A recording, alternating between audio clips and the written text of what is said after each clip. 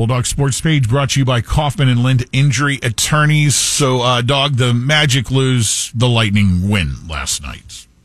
Yeah, Magic go down hard last night to the Minnesota Timberwolves, who are a really good team. The Timberwolves lead the West. They just shot lights out last night. They controlled the Magic inside. Paolo Banchero obviously getting a little tired of carrying the team. He had been averaging 36.5 points over the last 3 games. He failed to even crack 20 last night for the first time in 6 games. He was 1 of 7 in the first quarter, 8 of 22 overall. At one point in the game, the Magic trailed by 34 points. Oh, my God.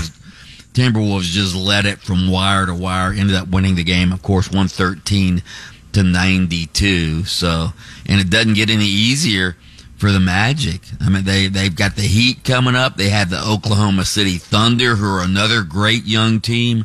They've got them coming up. So, yeah, hopefully they can get some of their injured players back, like Wendell Carter Jr., who's out again. Franz Wagner, he's been out for the last 3 games. Don't know when he's going to be back. But, yeah, Magic have been doing wonders with makeshift lineups, but they're going to have to get healthy here eventually if they want to make a run before the All-Star break. You're right, the Lightning win a game. Your coach, John Cooper, became the 3rd fastest NHL coach in history to win 500 games last night as they beat the Kings 3-2. You a big John Cooper guy. Little overtime action. Yeah, Cooper's cool, man. I think the players like him. He gets along with the players. Fans like him. So, you know. Fastest to get to 500 wins with one franchise in history, by the way. Wow. So that's a good achievement. Hey, were you surprised that the Titans let Vrabel go yesterday? Not really. I mean, there were rumors and rumblings during the last half of the season that he was going to be let go. I do think he's a good coach, though. I don't think he's going to be out of work long. In fact, the Titans said yesterday that they'd considered trading him to another team because they know that he's going to get some play to get hired by another team, but they said it would take too long and they wanted to move on with their coaching search. So Mike Vrabel's not going to be out of work long, so don't cry for him. Plus, he's got time left on his contract as well. If he doesn't go back into coaching, he'll just get paid off by the Titans. Hey, speaking of coaching, by the way, I wanted to ask you, though, do you see him, is his next stop possibly New England if Belichick does indeed move on? Could be, but Belichick was asked, I think it was yesterday or the day before, he was asked about leaving New England, and his quote was essentially, hey, I'm still under contract, so unless they get rid of me, I'm going to be the coach of New England, was how I took Belichick's contract. Rob Gronkowski came out yesterday and said Belichick wants to stay in New England, so I don't know if... I have a hard time believing Robert Kraft is going to fire Belichick. You would think that it would be, a mutual thing, and it doesn't sound like Belichick wants to leave the Patriots. What about the idea being floated that Belichick just does GM duties, and you bring a guy like Vrabel in, who's a Belichick dude and knows the system? And I don't know if I don't want Belichick being the GM. That's his problem right now.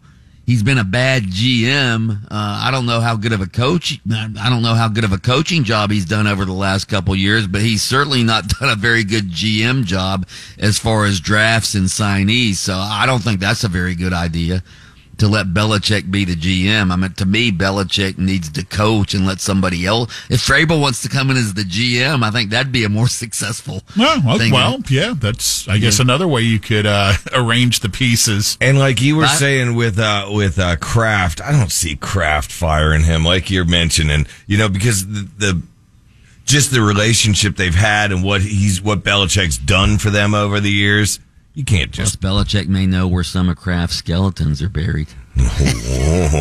Hey, yeah, well, that's... In the Asian massage parlor, huh? There's no doubt about that as a possibility. All right, what about the Harbaugh situation? What are you hearing, Bulldog? Well, all the insiders say he's going to go to the NFL. He obviously hasn't made an announcement yet. He also hasn't signed the Michigan contract extension. By the way, I wrote a column about Harbaugh in Michigan in the Orlando Sentinel. You can read that at orlandosentinel.com. But wherever he goes, he's going to get paid a lot of money. I think Michigan's offering him like $11 or $12 million a year. So he's going to get paid, and he's going to be in demand for any NFL job that's out there. He's already had NFL success. Obviously, he took the 49ers to the Super Bowl. They didn't win it, but he took them there. So, as big a cheater as he's been at Michigan, he's a hell of a football coach in the NFL. Hey, maybe he should go to the Patriots. They've already, spying is already part of their game plan. So, deflate a few footballs and call it a day. Yeah, he would just have to learn that skill, and then the full toolbox would be ready to go there. Anyway, speaking of coaching, you see what Eric Spoelstra, the Miami Heat coach, he's signing an 8-year contract extension worth $120 million. That's the most money ever committed to a North American professional coach. Wow! Any coach in whatever sport. Never been committed $120 million. They love him there, man. Well, they should. Yeah. I mean, I think NBA coaches are a dime a dozen, but Spoelstra's a guy who makes a difference. He's an X factor. Well, he started out as like a towel boy, the video guy. Oh, yeah, he broke down the game tape for the other coaches to watch. He was just an underling. I think we have a good chance for a twist up here.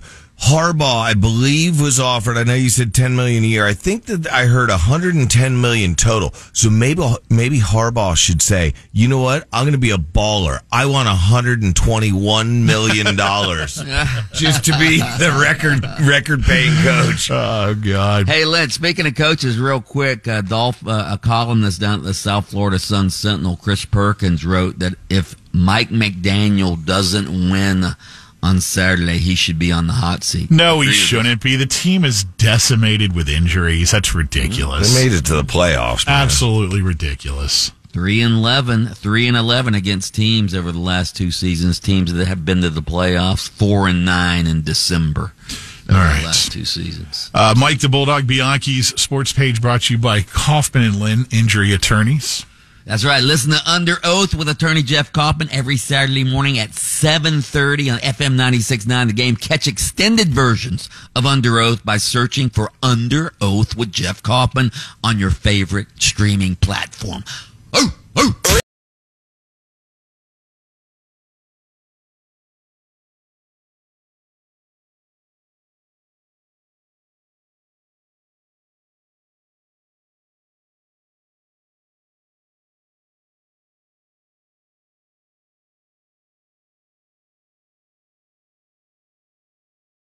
Taco on demand. Download the iHeartRadio app. Time to crack open the sports page with the Orlando Sentinel and FM 96.9 The Game's Mike the Bulldog Bianchi. On J.